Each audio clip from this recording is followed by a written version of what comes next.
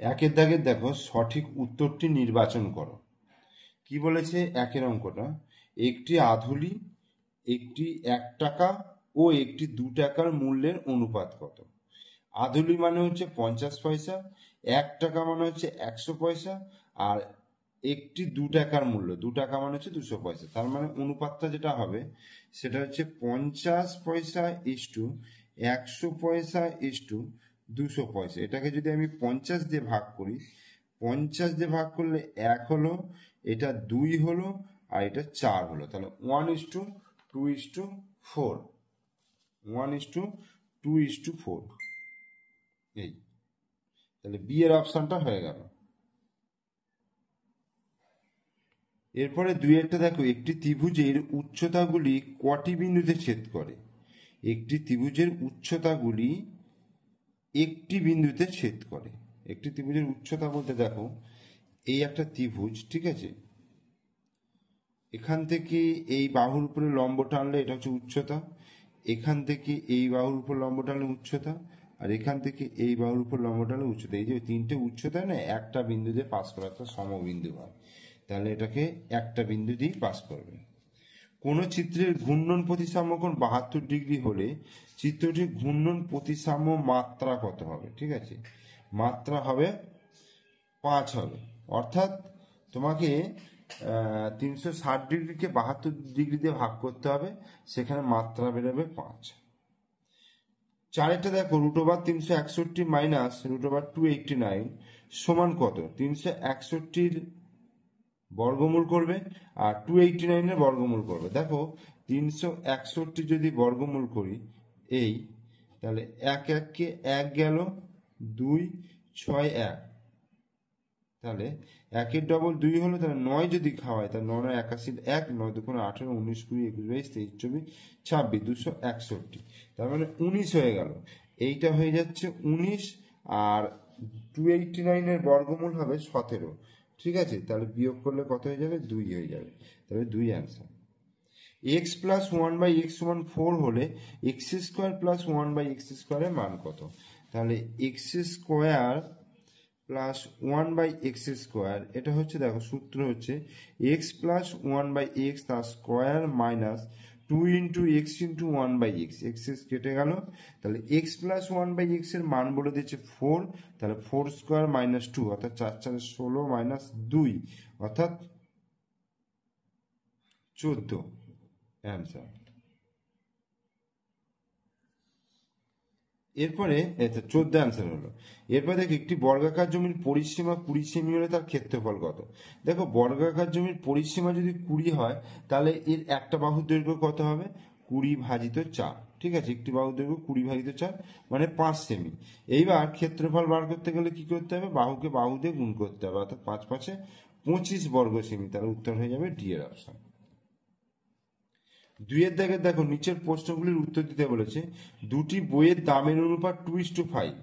প্রথম বইটির দাম 16.10 টাকা হলে দ্বিতীয় বইটির দাম নির্ণয় করতে বলেছে। দুটি বইয়ের দামের অনুপাত হচ্ছে 2:5। প্রথম বইটির দাম 16.10 টাকা, তাহলে প্রথম বই দেখো, প্রথম বইয়ের দাম বাই দ্বিতীয় বইয়ের দাম, বইয়ের দাম কত বলে দিয়েছে? 2:5 মানে 2/5। ঠিক আছে, এইবার প্রথম বইয়ের দামের জায়গায় কত বসাবো? 16 টাকা 10 পয়সা, 16.10 বাই দ্বিতীয় বইয়ের দাম, দ্বিতীয় বইয়ের দাম, এটা সমান হচ্ছে 2/5। এবার কি করব? কোণাকুণি গুণ করব, তাই তো। তার মানে 2 গুণিত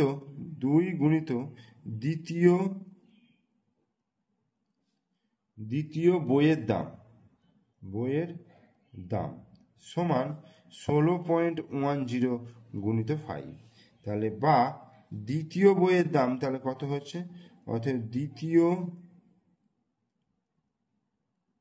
বইয়ের দাম তাহলে 16.10 গুণিত 5/2, 2 8 16 দশমিক 025 10, এই হয়ে গেল। তাহলে 5 5 25 আর 5 8 40, এই 40.25 দ্বিতীয় বইয়ের দাম এত টাকা।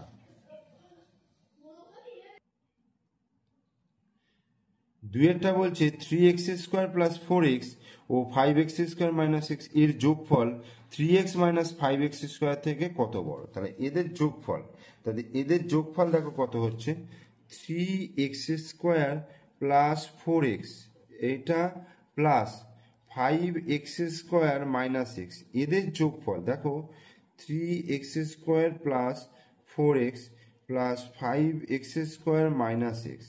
তাহলে 3 আর 5 5 আর 3 8x² প্লাস 4x থেকে x বিয়োগ করে 3x, বলছে এইটা বলছে 3x মাইনাস 5x² থেকে কত বড়। তাহলে এটা বিয়োগ করতে হবে, অতএব 8x² plus 3x minus 5x², এর থেকে কত বড় দেখো 8x² plus 3x minus 3x minus মাইনাসে প্লাস 5x², 3x কেটে গেল, 8 আর 5 হচ্ছে 13x², তাহলে 13x² বড়। ত্রিভুজের সর্বসমতার শর্তগুলি কি কি? ত্রিভুজের সর্বসমতার যে শর্তগুলো রয়েছে, তো 3 দাগে যে রয়েছে ত্রিভুজের সর্বসমতার শর্তগুলি লেখো। তোমরা তোমাদের যে বই রয়েছে 126 পাতা, দেখো 126 পাতা, তোমাদের অঙ্ক বইয়ের 126 পাতাটা খুললে তোমরা দেখতে পাবে সর্বসমতার ধারণা এখানে 4খানা শর্ত দিয়ে দিয়েছে। এখানে 1টা 2টো 3টে এবং 4টে। একটি ত্রিভুজের 3টে বাহুর দৈর্ঘ্য অপর একটি ত্রিভুজের 3টে বাহুর দৈর্ঘ্য সমান হলে তাকে আমরা বাহু বাহু বাহু বা এস এস এস শর্ত বলবো। একটি ত্রিভুজের 2টি বাহুর দৈর্ঘ্য এবং তাদের অন্তর্ভুক্ত কোণের পরিমাপ অপর একটি ত্রিভুজের 2টি বাহুর দৈর্ঘ্য ও তাদের অন্তর্ভুক্ত কোণের পরিমাপের সমান হলে তাকে আমরা বাহু কোণ বাহু বা এস এস শর্ত বলবো। আর একটি ত্রিভুজের 2টি কোণের পরিমাপ ও একটি বাহুর দৈর্ঘ্য অপর একটি ত্রিভুজের 2টি কোণের পরিমাপ এবং অনুরূপ বাহুর দৈর্ঘ্য সমান হলে তাকে কোণ বাহু কোণ অর্থাৎ এ এস এ শর্ত বলবো বা ডবল এ এস বলবো। এবার 4 নম্বরটা বলছে একটি সমকোণী ত্রিভুজের অতিভুজের দৈর্ঘ্য ও একটি বাহুর দৈর্ঘ্য অপর একটি সমকোণী ত্রিভুজের অতিভুজের দৈর্ঘ্য ও একটি বাহুর দৈর্ঘ্যের সমান হলে তাকে আমরা সমকোণ অতিভুজ বাহু বা আর এইচ এস শর্ত বলবো। ঠিক আছে, তাহলে ত্রিভুজের সর্বসমতার যে শর্তগুলো হলো এই শর্ত 4টে হচ্ছে এটা। এরপরে 4টা বলছে দেখো এক্স প্লাস ওয়াই সমান 5 আর এক্স মাইনাস ওয়াই সমান 1 হলে 8xy into x² plus y² মান নির্ণয় করতে বলছে। তাহলে দেখো 4টা বলছে এক্স প্লাস ওয়াই সমান কত 5 আর এক্স মাইনাস ওয়াই এটা সমান 1। এটা যদি হয় তাহলে 8xy গুণিত x² প্লাস y², এর মানটা বার করতে হবে। তো 8xyটাকে আমরা লিখতে পারবো 4xy গুণিত 2, 4 দুগুণে 8xy গুণিত x² প্লাস y² হলো। এবার 4xy এর কত হবে x প্লাস ওয়াই তার স্কোয়ার, তাহলে x প্লাস ওয়াই তার হোল স্কোয়ার, ঠিক আছে 4xy minus X minus Y তার স্কোয়ার, এই হলো। আর এদিকে দেখো 2 into x² plus y² X plus Y তার square plus X minus Y তার স্কোয়ার, এটা হলো। এ প্লাস বি তার square minus A minus B তার স্কোয়ার, আবার এ প্লাস বি তার square plus A minus B তার স্কোয়ার, সূত্রগুলো আমি ফেললাম। তো এবার দেখো এক্স প্লাস ওয়াই সমান 5 বলেছে, তো 5 মাইনাস এক্স মাইনাস হচ্ছে 1, তাহলে 1², এই হলো। এটাও দেখো 5 প্লাস 1², এটা হলো। তাহলে 5² মানে কত হবে, 5 5 25 হবে, আর 1² মানে 1 1 কে 1, আবার 5² মানে কত হবে 25 হলো, 1 1 কে 1, তাহলে 25 মাইনাস 1 তাহলে কত হলো 24, আর 25-এর সঙ্গে 1 যোগ করলে কত হবে 26। এবার 26কে আমি 24 দিয়ে গুণ করব, কত হবে দেখো 4 6 24-এর 4 হাতে 2, 4 দুগুণে 8 আর 2 10, আবার 2 দিয়ে 6 দুগুণে 12 দিয়ে হাতে 1, 2 দুগুণে 4 আর 5, তাহলে 4 2 5 আর 4, তাহলে কত হচ্ছে 624 অ্যান্সার।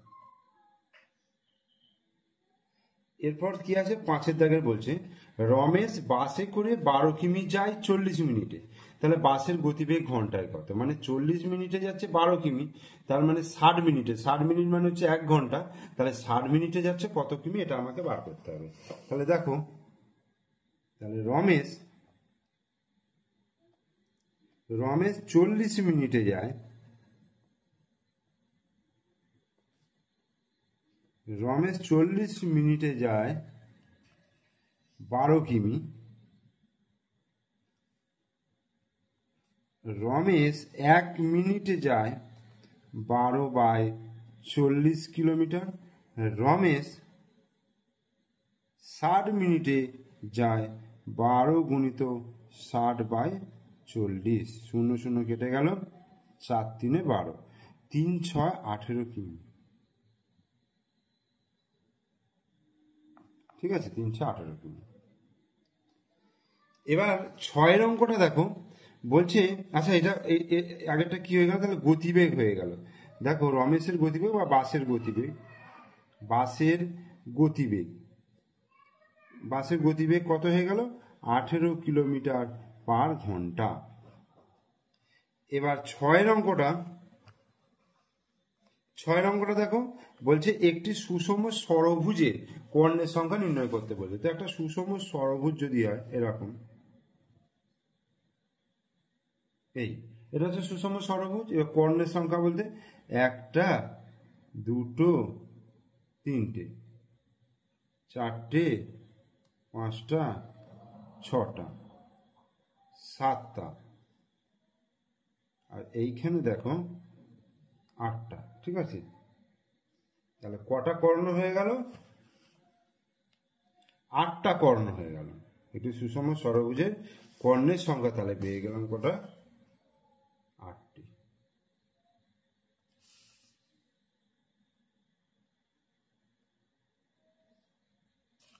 এরপরে দেখো, একটি ত্রিভুজের ক্ষেত্রফল 12 বর্গ সেমি ও ভূমির দৈর্ঘ্য 6 সেমি হলে ত্রিভুজের উচ্চতা কত।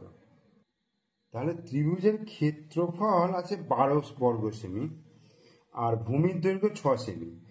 আমরা ত্রিভুজের ক্ষেত্রফলের সূত্র জানি হাফ ভূমি গুণিত উচ্চতা, মানে এরকম, আমি যদি এটা 7 অঙ্ক দেখছি, তো হাফ ভূমি গুণিত উচ্চতা, এটা সমান হচ্ছে ত্রিভুজের ক্ষেত্রফলের সূত্র।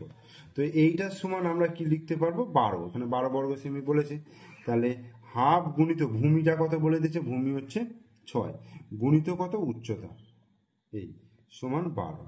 তাহলে অতএব উচ্চতা সমান কত হয়ে গেল, 12 গুণিত 2/6, অর্থাৎ 6 দুগুণে 12, তাহলে 2 দুগুণে 4 সেমি। ঠিক আছে, তাহলে উচ্চতা হয়ে গেল 4 সেমি, এটা অ্যান্সার। তাহলে 2 দাগের যে 7টা কোশ্চেন ছিল এগুলো 2 নম্বর করে ছিল, এটা আমি করিয়ে দিলাম। এরপরে দেখো 3 দাগের যে অঙ্কগুলো রয়েছে এগুলো হচ্ছে বড় কোশ্চেন, 5 নম্বর করে রয়েছে। তো বলছে 50 মিটার দৈর্ঘ্য বিশিষ্ট একটা বর্গাকার পার্কের বাইরের চারদিক বরাবর একটা 6 মিটার চওড়া রাস্তা আছে, রাস্তার ক্ষেত্রফল নির্ণয় করতে বলছে। কি বলেছে, 50 মিটার দৈর্ঘ্য বিশিষ্ট একটা বর্গাকার পার্ক। তাহলে 3 দাগের 1-এরটা 50 মিটার দৈর্ঘ্য বিশিষ্ট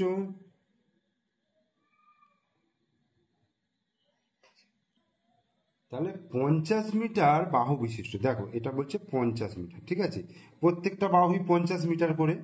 তো এই বর্গাকার পার্কের বাইরের চারদিক বরাবর 6 মিটার চওড়া রাস্তা রয়েছে, এইভাবে বাইরের চারদিক বরাবর 6 মিটার চওড়া রাস্তা রয়েছে। ওকে, তো কি বার করতে বলেছে, রাস্তার ক্ষেত্রফল। তো রাস্তার ক্ষেত্রফল আমাকে, অর্থাৎ এই ডট ডট যে অংশটা, আমি যে দাঁড়িটা টানছি এই অংশটার ক্ষেত্রফল আমাকে বার করতে বলেছে। তো কিভাবে বার করব, তো আমি যদি এই বাইরের বর্গক্ষেত্র যেটা রয়েছে এটা গোটাটার ক্ষেত্রফল বার করলাম, আর এই যে ভেতরেরটা বার করলাম, করে যদি আমি এই বাইরের থেকে ভেতরেরটা বিয়োগ করে দিই, তাহলে আমি এই এই রাস্তার ক্ষেত্রফলটা পেয়ে যাব। তো সেটা বার করতে গেলে আমায় কি করতে হবে, দেখো এইটা তো 50 মিটার, তাহলে আমি এই বর্গক্ষেত্রের ক্ষেত্রফলটা পেয়ে যাব। তো বাইরেরটা বার করতে গেলে বাইরের বাহুর দৈর্ঘ্য দরকার আছে, তাহলে বাইরের বাহুর দৈর্ঘ্য কিভাবে পাবো, দেখো রাস্তাটা চওড়া হচ্ছে 6 মিটার, এটা 6 এটা 6, তাহলে এইটা 50 আর দুদিকে 6 6 করে 12 বাড়ছে, অর্থাৎ 50 60 62, তাহলে 62 এটা হবে, 62 মিটার। তাহলে আমি কি করব, প্রথমে বর্গাকার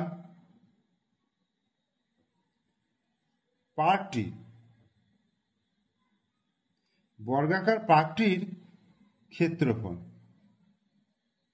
বর্গাকার পার্কটির ক্ষেত্রফল কিন্তু কি হবে, বাহু গুণিত বাহু। ভালো করে মন দিয়ে করবে। দেখো, বাহু গুণিত বাহু মানে 50 গুণিত 50, যেহেতু বাহু গুণিত বাহু, তাহলে মিটার গুণিত মিটার, তাহলে বর্গ মিটার হয়ে যাবে। ক্ষেত্রফল বার করলে তো বর্গ মিটার হয়, তাহলে 5 5 25, আর এই দুটো শূন্য, তাহলে 2500 বর্গ মিটার হলো। এটা হচ্ছে ভেতরের ক্ষেত্রফলটা বেরোলো। এবার আমি রাস্তা সমেত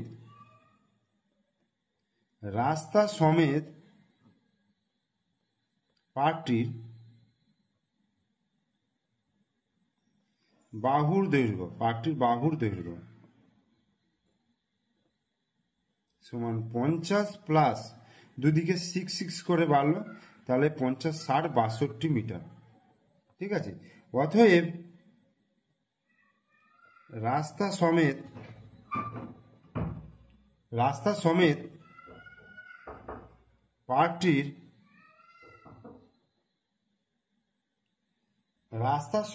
পার্কটির তাহলে ক্ষেত্রফল কি হবে, তাহলে এটাও বাহু গুণিত বাহু হবে, তাহলে বাহু গুণিত বাহু, অর্থাৎ 62 গুণিত 62 বর্গ মিটার।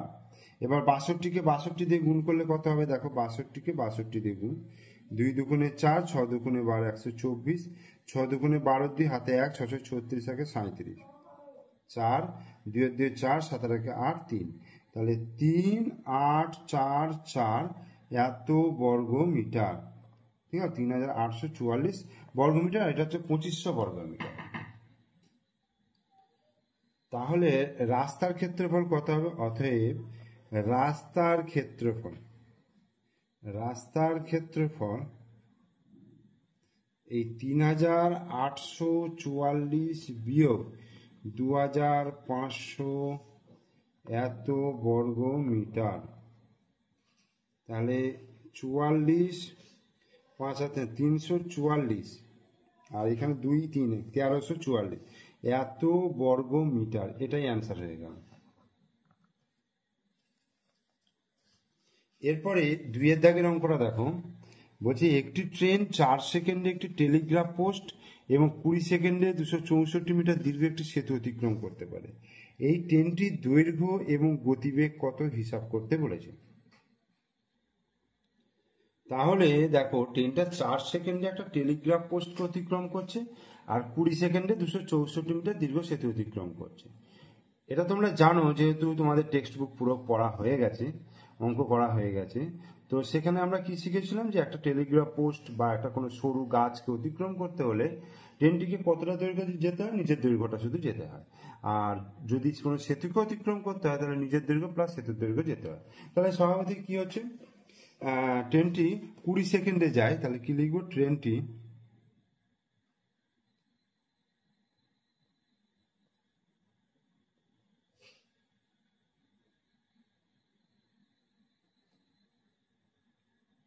ট্রেনটি 20 সেকেন্ডে যায়, ট্রেনটি 20 সেকেন্ডে যাচ্ছে নিজের দৈর্ঘ্য প্লাস 264 মিটার, নিজের দৈর্ঘ্য প্লাস 264 মিটার। ট্রেনটি 4 সেকেন্ডে যাচ্ছে, 4 সেকেন্ডে টেলিগ্রাফ পোস্টকে অতিক্রম করছে, মানে শুধুমাত্র সে নিজের দৈর্ঘ্যকে অতিক্রম করছে, নিজের দৈর্ঘ্য। এই এবার যদি বিয়োগ করি, দেখো এই বিয়োগ তাহলে নিজের দৈর্ঘ্য কেটে গেল, তাহলে ট্রেনটি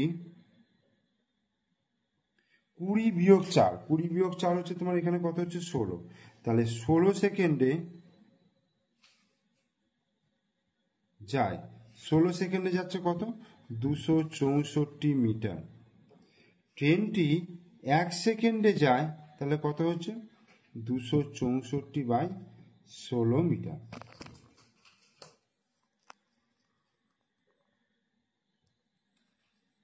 আর ট্রেনটি 4 সেকেন্ডে নিজের দৈর্ঘ্য যাচ্ছে, তার মানে ট্রেনটি 4 সেকেন্ডে যায়, তাহলে 264 গুণিত 4/16, তাহলে 4 4 16 আর 4 ছক 24, 4 ছক 24, তাহলে 66 মিটার। তাহলে 4 সেকেন্ডে যতটুকু যাচ্ছে সেটাই হচ্ছে ট্রেনটার নিজের দৈর্ঘ্য, তার মানে 66 মিটার হয়ে গেল ট্রেনটার নিজের দৈর্ঘ্য। এখানে কি চেয়েছে? ট্রেনটার নিজের দৈর্ঘ্য চেয়েছে। অতএব ট্রেনটির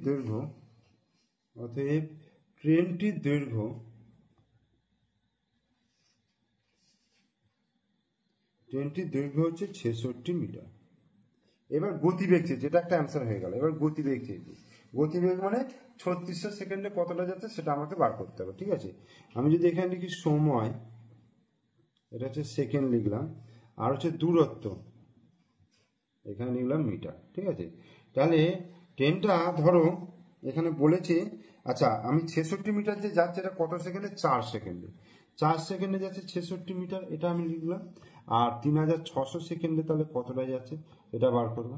তাহলে এখান থেকে জিজ্ঞাসা চিহ্ন সমান কি পাবো? 66 গুণিত 3600/4। তোমরা ঐকিক নিয়মে করতে পারো, তোমরা অনুপাতের নিয়মে করো, কোনো অসুবিধা নেই, ঠিক আছে? তো 4 9 36, 900 হলো। এবার এটাকে গুণ করলে 66কে 9 দিয়ে গুণ করলে, অর্থাৎ দুটো শূন্য হয়ে গেল। 9 6 9 54, 4 হাতে 5, 6 9 54 আর 5 59, এত মিটার। তার মানে হচ্ছে 59.4 কিমি। ওকে, অতএব ট্রেনটির গতিবেগ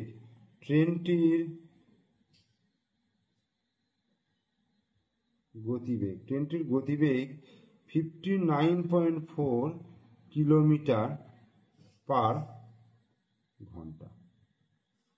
আনসার। এরপরে 3 দাগের অঙ্ক দেখো। 9000 টাকা 3 বন্ধুর মধ্যে এমনভাবে ভাগ করা হলো যেন প্রথম বন্ধু যা পায় দ্বিতীয় বন্ধু তার দ্বিগুণ পায়, এবং তৃতীয় বন্ধু প্রথম 2 বন্ধুর প্রাপ্য মোট টাকার অর্ধেক পায়। কে কত টাকা পেল? এটাও কিন্তু তোমাদের বইয়ের প্রথম দিক থেকে অঙ্ক। তো প্রথম বন্ধু যা পায়, ধরি প্রথম বন্ধু পায়, এটা হচ্ছে তোমার 3 দাগের অঙ্ক। ধরি প্রথম বন্ধু পায় এক্স টাকা। তাহলে দ্বিতীয় বন্ধু পায়, বা এক্স টাকা আমি ধরছি না, আমি 1 টাকাই ধরছি, ঠিক আছে? অসুবিধা নেই, 1 টাকা ধরছি। তাহলে দ্বিতীয় বন্ধু পায়, বলছে প্রথম বন্ধু যা পায় দ্বিতীয় বন্ধু তার দ্বিগুণ পায়, তাহলে 2 টাকা। দ্বিতীয় বন্ধু 2 টাকা পাবে। আর তাহলে তৃতীয় বন্ধু পাবে কত? বলছে প্রথম 2 বন্ধুর প্রাপ্য টাকার অর্ধেক, তার মানে 1 + 2/2, তার মানে 3/2। দুজনের যে টাকা তাদের যোগফলের অর্ধেক, তাহলে 3/2। তাহলে এবার 3 বন্ধুর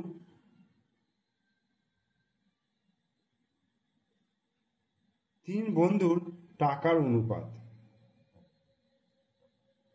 কত হবে? 1:2:3:2। এবার এখানে যদি 2 আছে, প্রত্যেকটাকে 2 দিয়ে গুণ করে দিই, তাহলে 2 1 2, 2 2 4, আর এটা হচ্ছে 3 হলো। এবার মোট টাকা কত? 9000 টাকা। মোট টাকা 9000 টাকা।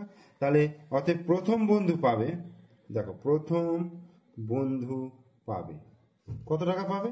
মোট টাকার, দেখো মোট টাকা হচ্ছে 9000 টাকা, এর কত অংশ পাবে?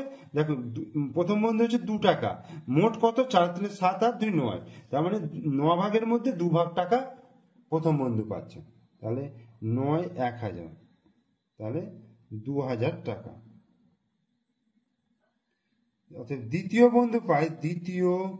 বন্ধু পাবে, তাহলে 9000 গুণিত, দেখো 4 9, 9 দিয়ে কাটলাম 1000 সমান 4000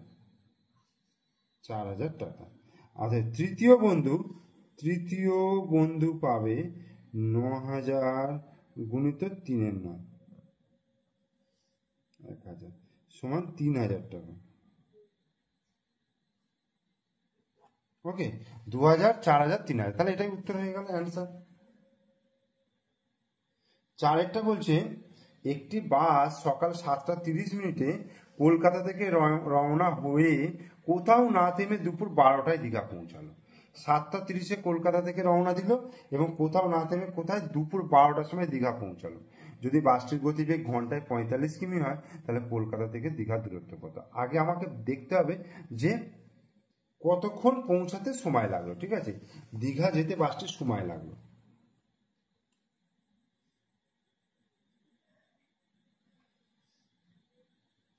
দীঘা যেতে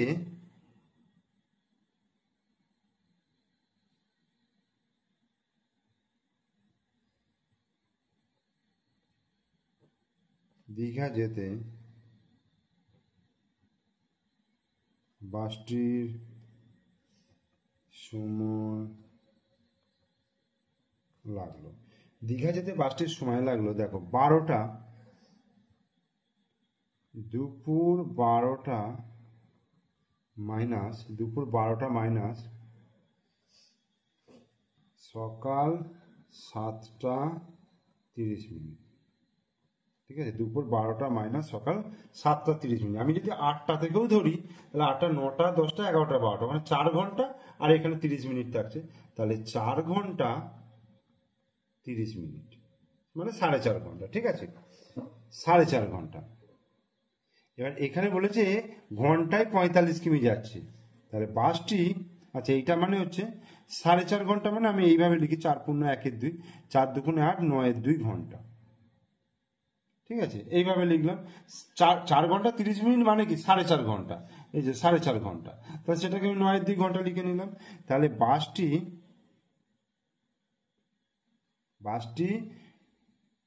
1 ঘন্টায় যায় 45 কিলোমিটার। ওকে, তাহলে বাসটি 9 2 ঘন্টায় যাবে, তাহলে 45 গুণিত 9 2 কিলোমিটার।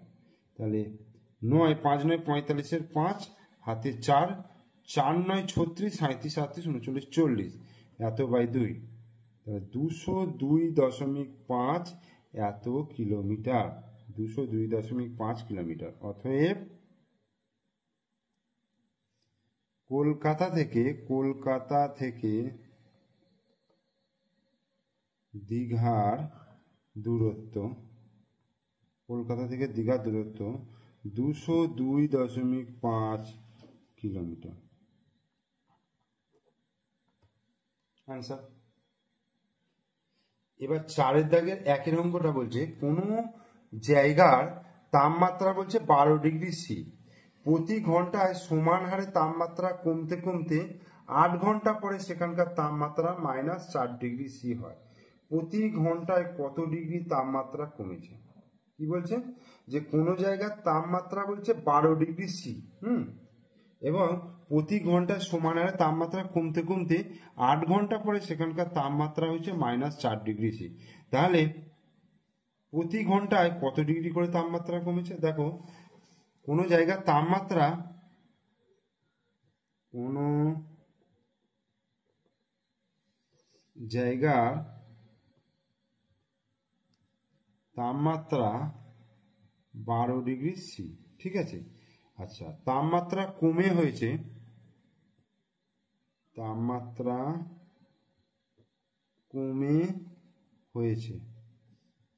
কত ডিগ্রি? -4 ডিগ্রি সেন্টিগ্রেড, মানে 12 ডিগ্রি থেকে কমে কমে -4 ডিগ্রি হয়েছে। তাহলে কতটা কমেছে? অর্থাৎ তাপমাত্রা কমেছে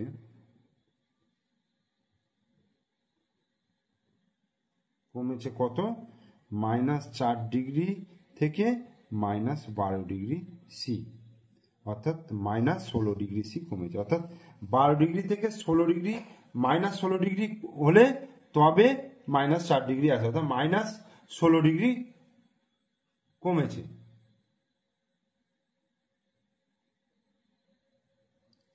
এবার বলছে এটা 8 ঘন্টায় কমেছে, তাহলে প্রতি ঘন্টায়, অর্থাৎ প্রতি ঘন্টায় তাপমাত্রা হ্রাস পেয়েছে -16 ডিগ্রি সি বাই 8, অর্থাৎ -2 ডিগ্রি সি করে কমেছে, অর্থাৎ 2 ডিগ্রি করে কমেছে। ঠিক আছে, অর্থাৎ মাইনাসটা দেওয়ার অর্থ হচ্ছে নিচের দিকে নামছে, অর্থাৎ কমছে। তার মানে 2 ডিগ্রি সি করে কমেছে, প্রতি ঘন্টায় 2 ডিগ্রি সি করে তাপমাত্রা কমেছে। অ্যান্সার। তাহলে উত্তরটা লেখার সময় কিন্তু এখানে আমরা লিখব যে প্রতি ঘন্টায়, অতএব প্রতি ঘন্টায় তাপমাত্রা 2 ডিগ্রি সি করে কমেছে। ঠিক আছে, এরপরে দুইয়েরটা বলছে এ সমান -5, বি সমান 2 এবং সি সমান -3 হলে এ গুণিত B minus C by A B plus B C plus C এর মান নির্ণয় করতে বলছে। তাহলে কি আছে, এ সমান হচ্ছে -5, বি সমান হচ্ছে 2, সি সমান হচ্ছে -3। তাহলে এ গুণিত B minus C by A B plus B C plus C A সমান, দেখো এ মানে হচ্ছে -5, বি মানে 2 মাইনাস সি মানে হচ্ছে -3, এই বাই এ বি, এ মানে হচ্ছে -5 গুণিত 2, বি মানে হচ্ছে 2 গুণিত সি, সি মানে হচ্ছে -3 প্লাস সি হচ্ছে -3, এ মানে হচ্ছে -5। তাহলে -5 আর 2 প্লাস 3, 5 দুগুণে -10, 3 দুগুণে -6, মাইনাসে মাইনাসে প্লাস, 3 5 15। তাহলে -5 গুণিত 3 আর 2 5, 10 আর 6 -16 প্লাস 15, 5 5 -25 বাই -1, মাইনাস মাইনাস কেটে গেল 25। অ্যান্সার।